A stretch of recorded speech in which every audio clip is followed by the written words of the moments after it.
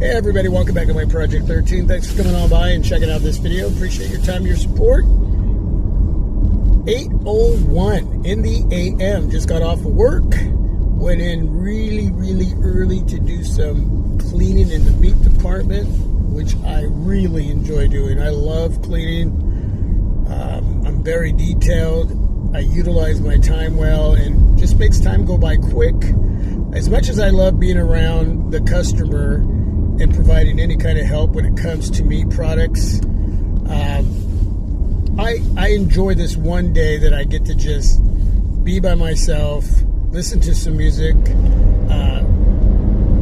and clean.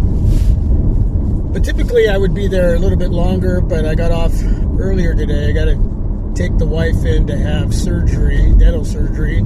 So she's going to be quite loopy when it's all said and done. So I want to make sure I take her and bring her home, and she's going to have to rest. And if there's anything she needs from me, she will ask me to help her, because with the type of dental surgery she's going to have, she's got to take it easy for 24 hours. So I got to be there for her. And then maybe later on today I'll get out a couple case reviews. Got a few more to go through, and I think that all the cases that were sent to me by different companies, huge shout out to them, all of that should be said and done. Actually, there's another company that's going to be sending some cases. It's a new company. I'm not going to say who they are. I'll wait till I actually start the reviewing process with a few cases they're going to send, and I think that'll be it. Anyway, I wanted to ask a question to all of you, the team, those who are subscribed, who are Team My Project 13, and to those of you that just come on by and check out the channel. Do you enjoy the content that I have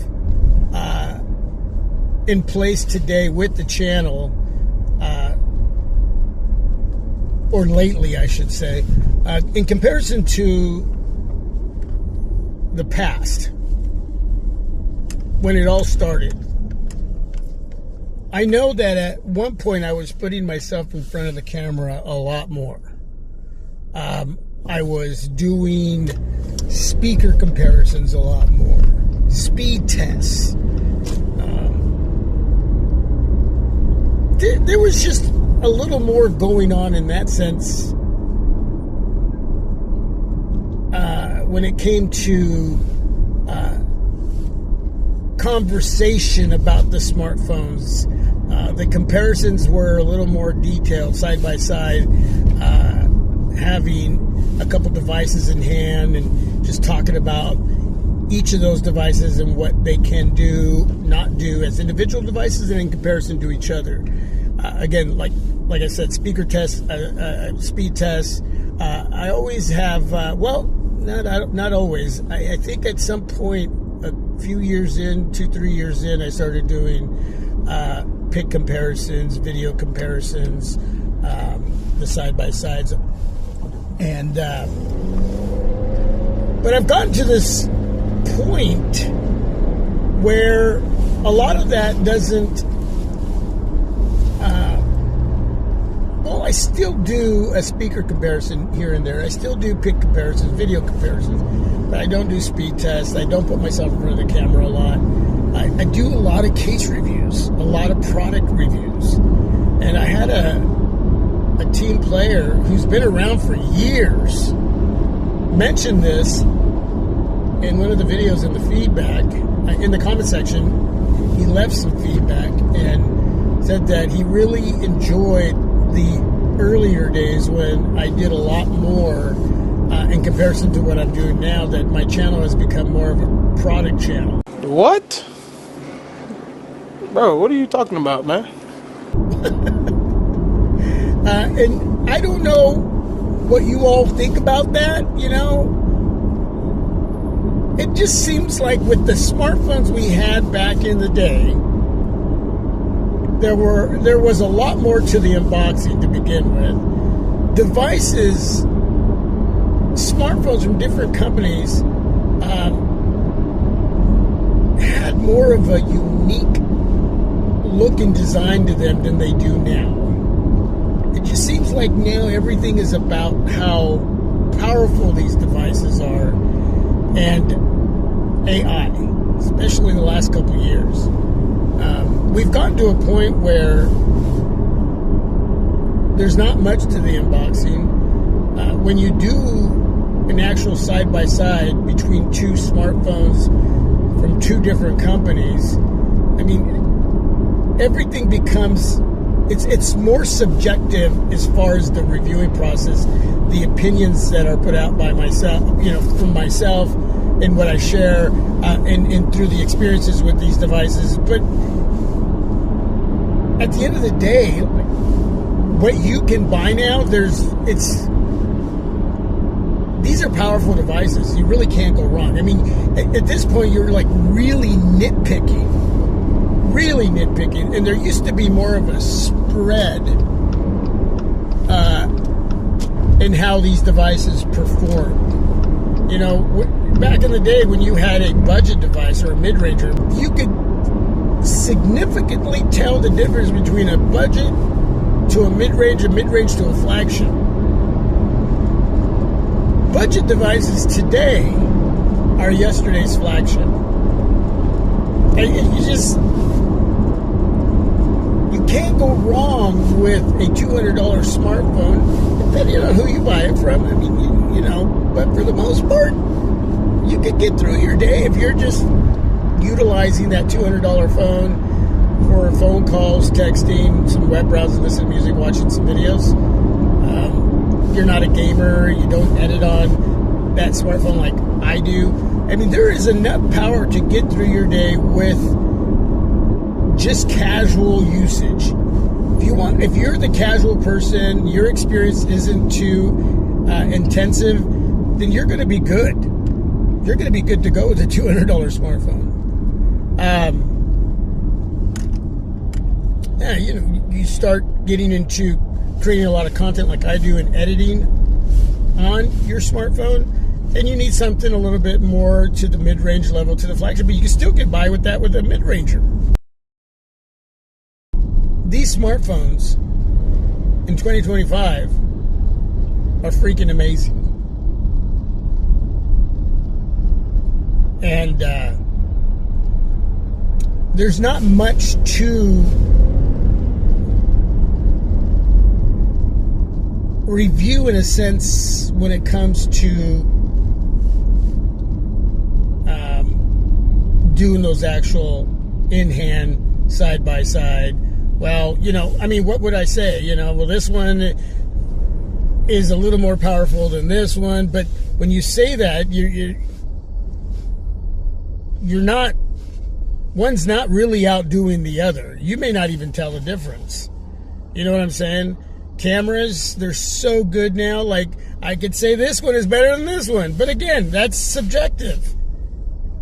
It's to the eye of the beholder, right? Displays are gorgeous. And now you got Apple putting out a smartphone with one camera that doesn't even have ultra-wide, which is one of my favorite ways to take photos. One speaker, and get away with that. That's something that's old school. But they can get away with it. Why? Because it's got a powerful chipset. And it's got a small battery, but in comparison to how small batteries used to be,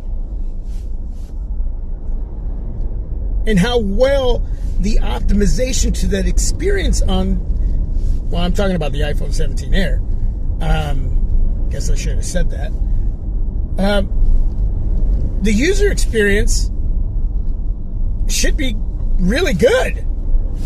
I mean, I don't know. I don't have it. So, but there are many out there saying, hey, they're having a great experience with this iPhone 17 Air. So you can get away with cutting back all of these areas in 2025 because there's enough RAM, there's enough storage, you got a powerful chipset, you got a decent sized battery for what it is. You're not going to get any hiccups. You just have to deal with the fact that, well, the cameras are what they are, and you get one speaker.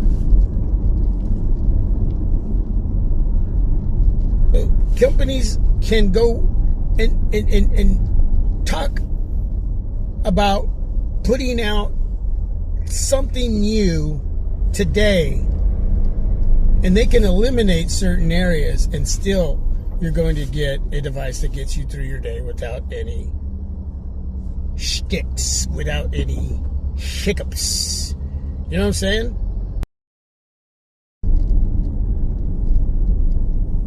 But again, I just don't see why I would take time to make content on some of those areas that I did back in the day, when there's really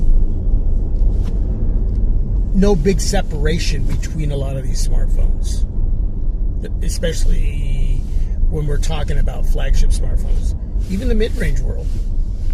All I'm saying is that it just seemed like there was a lot more to the comparison of smartphones back in the day, and whether that started with the unboxing, to the look and the design of the devices, to how much RAM a device had, storage. Back then, batteries were not as close as they are now, as far as the milliamps. Some phones that came out still had an SD card, and some didn't. Some were coming out with the headphone jack, and some were coming out without the headphone jack. You know, there was that turning point where it was a hit and miss with what was being released and whether it was going to have this or that. And you still had the choice to say, well, you know what? I wanted that flagship from that company, but they just got rid of the SD card slot, so I'm going to go with this one. Or I wanted to go with that one, but they got rid of their headphone jack, and this company still has a headphone jack. And then we got to the point where all of those areas were gone. So I don't know. But yeah, I mean, I've dedicated myself to reviewing a lot of cases because I truly believe in protecting your investment. And I throw out a speaker comparison here and there. And I'll continue to do the camera comparisons. But as far as anything else, I don't know. What is it that you want? What is it that you look for? Do you agree or disagree with me? And I know there's a lot missing from this conversation. I can only think so much as far as what I want to talk about in this, video vlog, because I gotta concentrate on the road too, and I'm not scripted, so a lot of times when I'm done with the video, I'm like, oh man, I should have said that, or I could have said that, or why did I say that? You know what I'm saying? So, but it is what it is. So just spouting out whatever comes out of my brain right now. Anyway, you let me know your thoughts on the channel, and maybe you have suggestions that could up the game for me here on, on myproject13. What is it that you see others doing out there that's kind of new when it comes to the reviewing process, and what a smartphone can do or can't do in comparison to another smartphone, and do you like the way that's being presented, and you want to see more content creators go that direction, as far as what you are seeing and what you like, and it's new, and it's important to start to adopt that type of reviewing process. So yeah, yeah, whatever it is, let me know, because at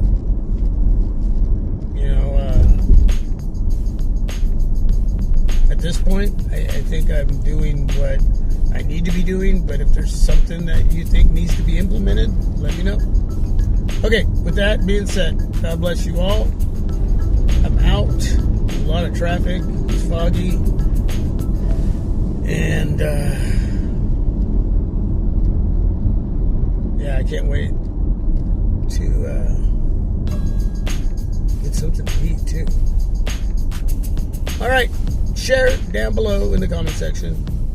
God bless you all. Peace. I'm out. Yeah, baby, yeah!